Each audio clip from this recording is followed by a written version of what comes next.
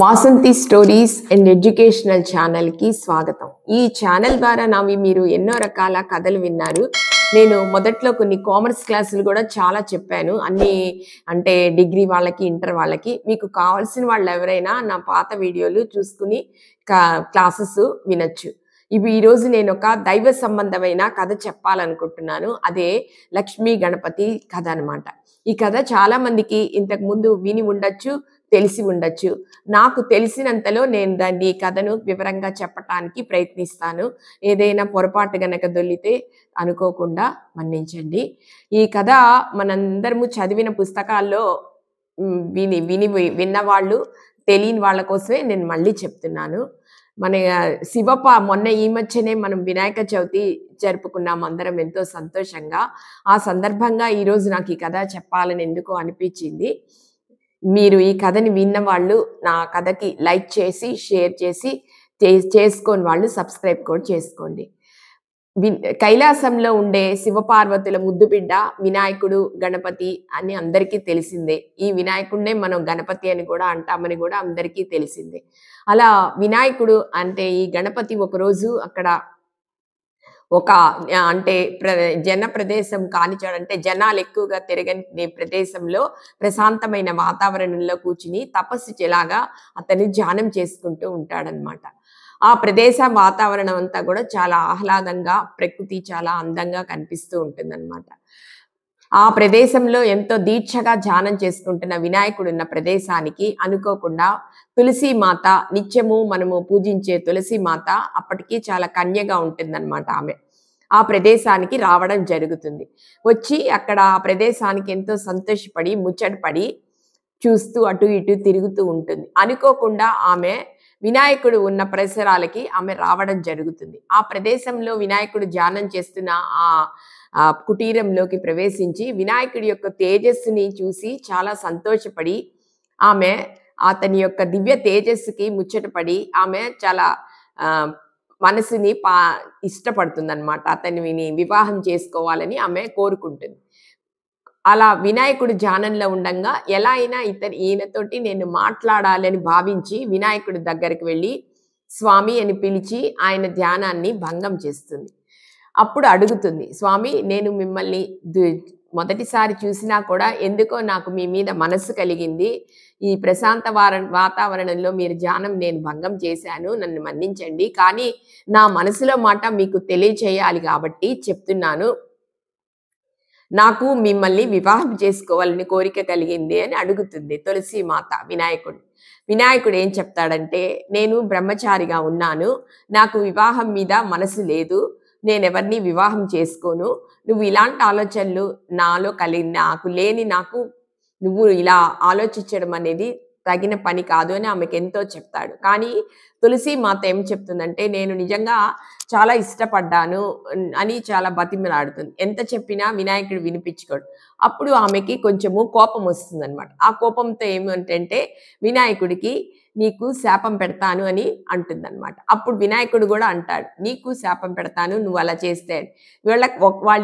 ఇరువురు ఒకళ్ళకొకళ్ళు ఇలా ఒకరి మాట ఒకరి చెల్లనందుకు ఇరువురు కూడా శాపాలు పెట్టుకుంటారు.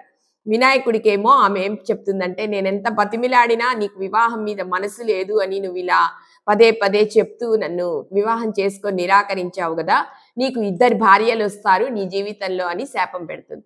అప్పుడు వినాయకుడు కూడా కోపంతో, ఎంత వాదించి వద్దు అని చెప్పినా కూడా వినవకుండా నన్ను విసిగిచ్చి పారేశావు కదా, నీకు ఒక రాక్షసుడితో వివాహం జరుగుతుంది అని వినాయకుడు తులసీమాతకి శాపం పెడతాడు. అప్పుడు ఆమెకి జ్ఞానం కలుగుతుంది.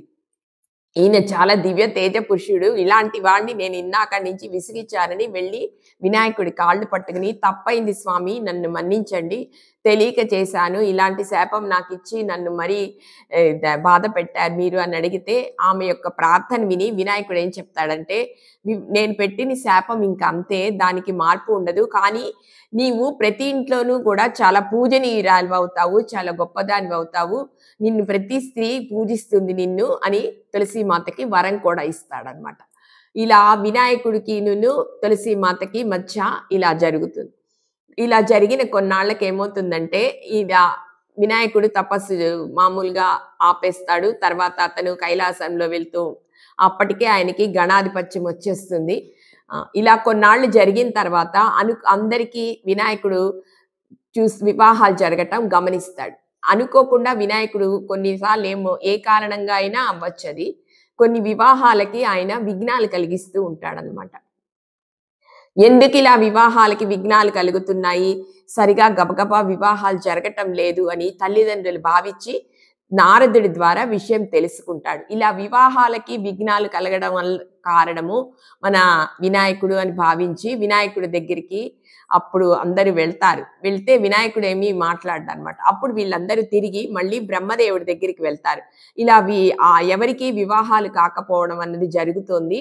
అది వినాయకుడి వల్లే జరుగుతోందని మేము భావిస్తున్నాము. ఈ సమస్య తీరాలి అని చెప్తే బ్రహ్మదేవుడు ఏం చేస్తాడంటే తన మనసులో నుంచి మానస పుత్రికలు ఇద్దరిని సృష్టిస్తారు. లక్ష్మీ అంశంతో ఉన్న మానస పుత్రికల్ని. వాళ్ళే సిద్ధి బుద్ధి అనమాట. వాళ్ళిద్దరిని సృష్టించి వాళ్ళిద్దరికీ చెప్తారు, మీరు వినాయకుడి దగ్గర శిష్యరికం చేయాలి, వినాయకుడి దగ్గర విద్యలు నేర్చుకుంటూ మీరు వినాయకుడితోటే ఉండాలి అని చెప్తే వాళ్ళిద్దరూ అందుకు సమ్మతించి వినాయకుడి దగ్గరికి వెళ్ళి విద్యలు నేర్చుకుంటూ అక్కడే ఉండిపోతారనమాట. ఎక్కడైనా ఎవరికైనా వివాహాలు జరుగుతున్న సమయంలో వినాయకుడి దృష్టి ఆ వివాహాల మీదకి మళ్లించకుండా ఉండడం కోసం వాళ్ళిద్దరూ అలా వినాయకుడి దృష్టి అటు వివాహాలు ఆపకుండా ఉండేలాగా ప్రయత్నాలు చేస్తూ ఉంటారనమాట.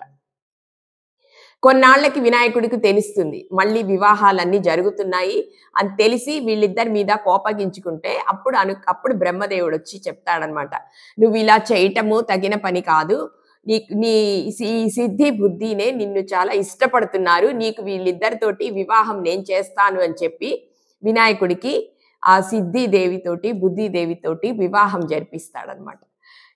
అలా ఇప్పుడు మనకున్న ఈ సిద్ధిమాతే మన లక్ష్మీ గణపతి అనమాట. అలా ఆమె వినాయకుడికి తొడ మీద కూర్చుని కనిపిస్తారే ఆమె లక్ష్మీమాత, లక్ష్మీ అంశంతో ఉన్నావిడనమాట. అలా ఈ రకంగా లక్ష్మీ గణపతి స్టోరీ మనకి చెప్పుకోవచ్చు అనమాట. వివాహాలు ఎలా జరిగాయి అన్నది ఈ కథ వల్ల మనకి వినాయకుడి యొక్క వివాహం ఎలా జరిగింది, లక్ష్మీమాత అంటే లక్ష్మీశ్వరు అంశతో పుట్టిన ఈ సిద్ధిదేవి వినాయకుడి యొక్క భార్య అయినది. ఆమె లక్ష్మీ గణపతి రూపం అంటే వినాయకుడి తొడ మీద కూర్చున్న ఈ రూపమే మనకి లక్ష్మీ గణపతిగా పూజనీయం పడుతుందన్నమాట. ఇంతే ఈ కథ. కాకపోతే ఇలాంటి కథనే మనం ఇంకో రకంగా కూడా చెప్తారనమాట. ఏంటంటే లక్ష్మీదేవి చాలా మనసు పడుతుంది వినాయకుడు లాంటి కొడుకు కావాలని, ఆమెకి పుడతాడు.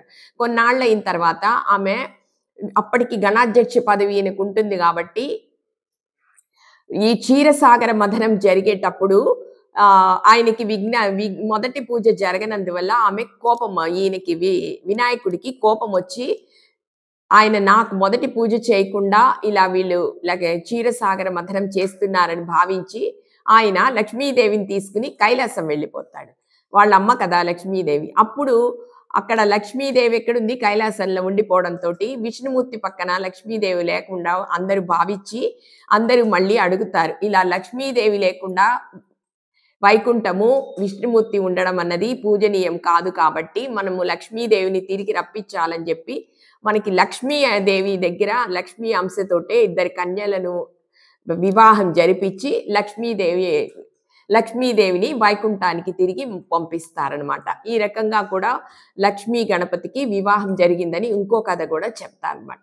ఇంతే ఈ రకంగా వినాయకుడి యొక్క వివాహ ఘట్టాలన్నమాట. ఈ కథ మీకు నచ్చిన వాళ్ళు లైక్ చేయండి, షేర్ చేయండి, సబ్స్క్రైబ్ చేసుకోండి. Thank you.